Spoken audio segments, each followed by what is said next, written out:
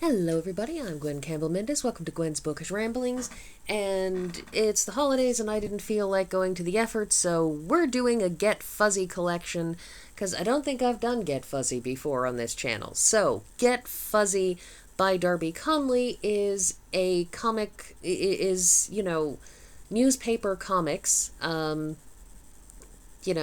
Saturday and Sunday funnies and the comics section of the paper. And it centers around a dog and a cat, seen here on the cover. The cat is named Bucky Katt, starting with a K. And on the left is Satchel Pooch. And they are both owned by a man, Rob, and Rob is a vegetarian and all around nice guy, not in the nice guy registered trademark, actually a horrible person thing. Rob is just a nice guy. But he's a guy with two talking pets, and for the record, this is one of those things where all of the animals talk, and Rob's friends will talk to the pets as well, and it's just sort of how things are. It's one of those wibbly lines of we're not really worrying about how realistic or unrealistic something is. We're just going for broke on the comedy. Anyways, so the interesting thing about this, it's funny, it's entertaining, but the interesting thing is sort of the ongoing back and forth that you get between Bucky and Satchel, in that they're pets. And because they're pets, they're not human, so their English ain't so good. So there are words that they make up, words that they backform, things that they say. One of my favorite Bucky Katt lines of all time is that you can food anything if you just eat it. And so they have these problems where they don't always fully understand something Rob says because they're a cat and a dog. But it's also interesting to watch as they take turns being the smart one. That is, Bucky is more traditionally clever than Satchel. He understands more English words. He has a better grasp and a bigger vocabulary.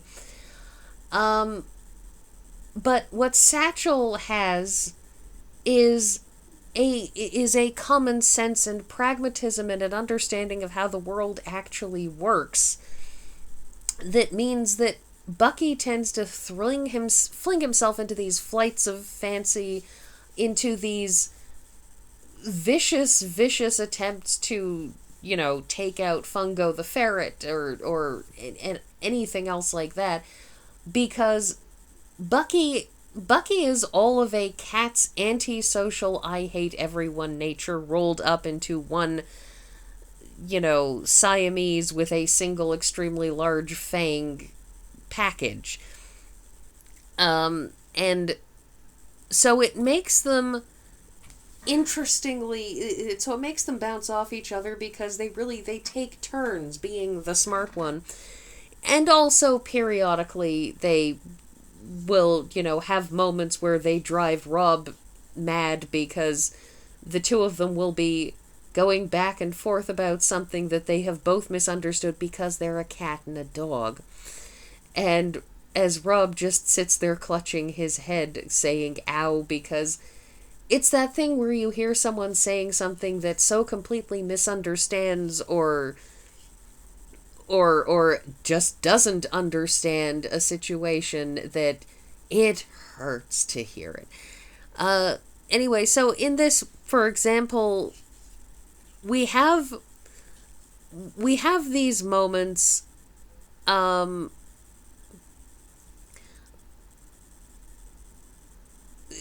this one where, oddly enough, we don't get any genuine misunderstandings. We just get the aggravation that comes with unnecessary melodrama. That not every single strip, or in this case Sunday half-page special, is actually the stupid back and forth. There's a lot of them. But this one just caught my fancy. The area code 667, where's that? That's almost 666. Oh, the devil is roaming. Don't answer it, says Bucky. And after Satchel has, suffers a hairball and manages to make this into some sort of horrific melodramatic thing and thoroughly exasperates Bucky by finishing with, he wanted us to consolidate our debt into one sole payment. Choked on fur. Sorry. That you get these bits, which are fun, of course. The next three that I've taken down because I, don't want to put the entire book in here are weekly strips, because these aren't newspaper strips. That is, you get the daily installments, which are done in pieces, so you get these, 3 or 4 frame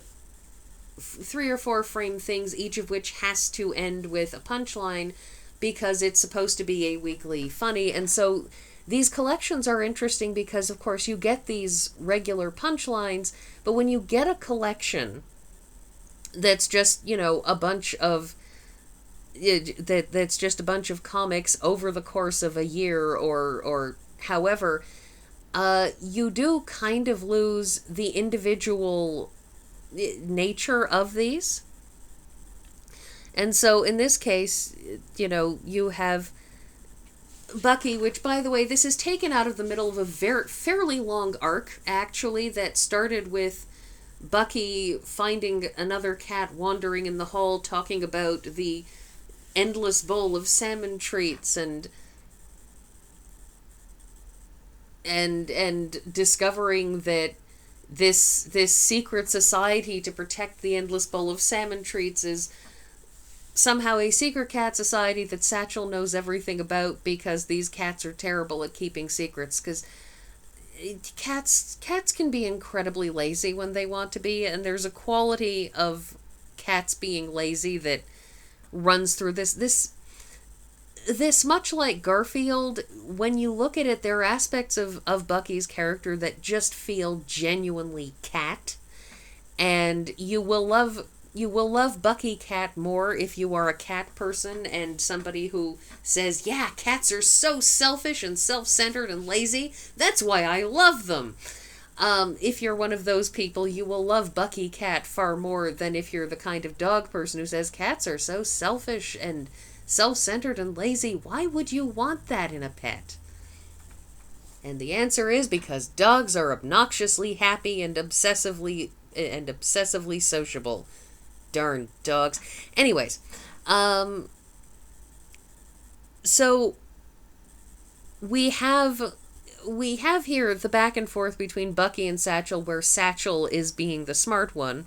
I will not pretend that there is no danger in my quest, but I am master of fear, and bravery without fear is stupidity. Yes, but stupidity without fear is quite pleasant, says Satchel offhandedly.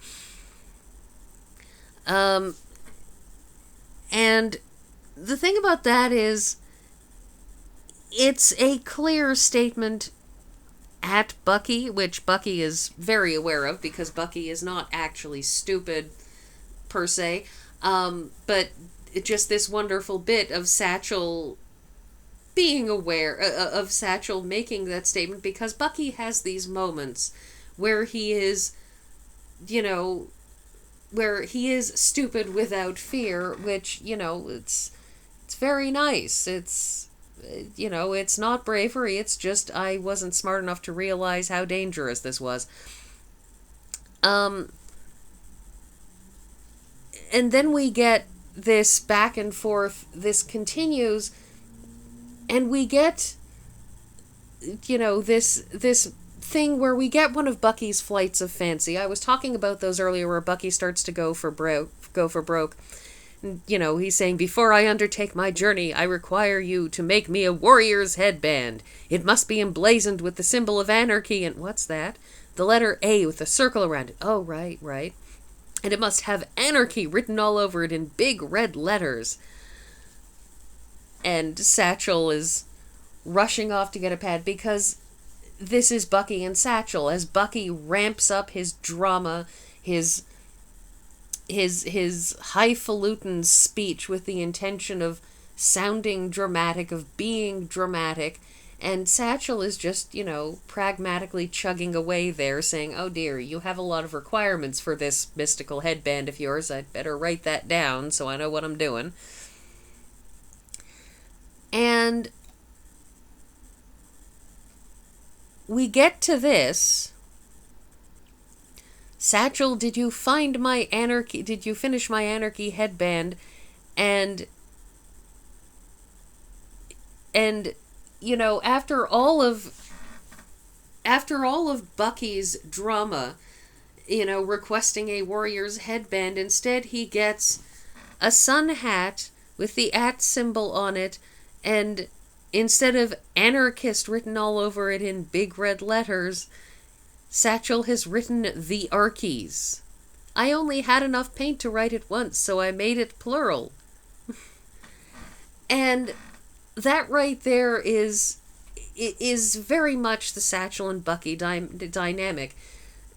Bucky is over-dramatic and overdoing it and losing his mind in his efforts to be a great power in the world, whereas Satchel is calmly practical and says, I ran out of red paint, so I, made it plural so we could do...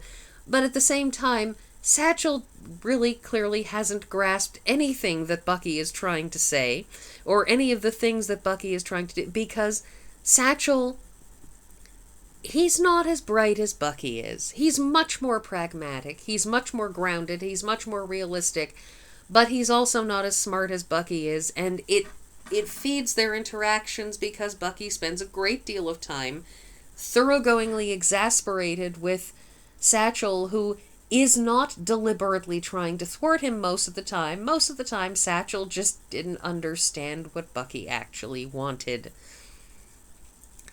And so it creates this interesting dynamic.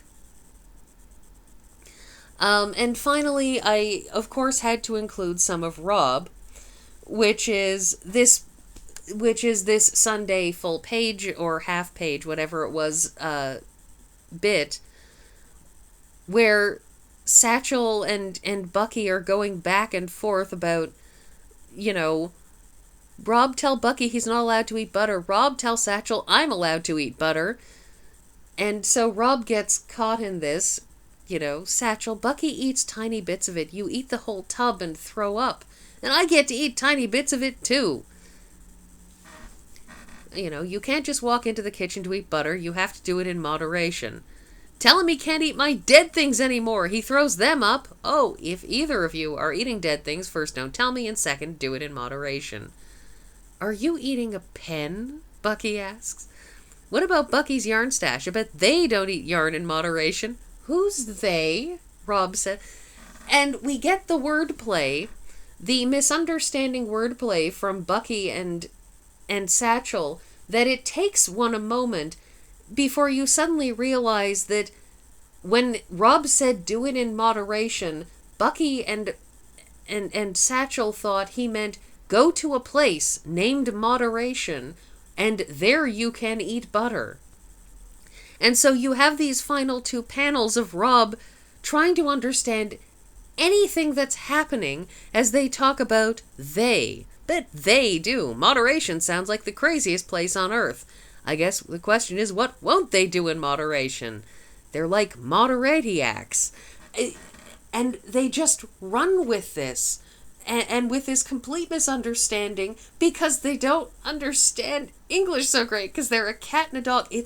I love this. This cartoon, this Get Fuzzy is really, really good and really entertaining. And so if you like newspaper funnies, absolutely highly recommend these. So yeah, I think I'm going to wrap this up before I hit my time limit, and that's everything, and I will see you all next week.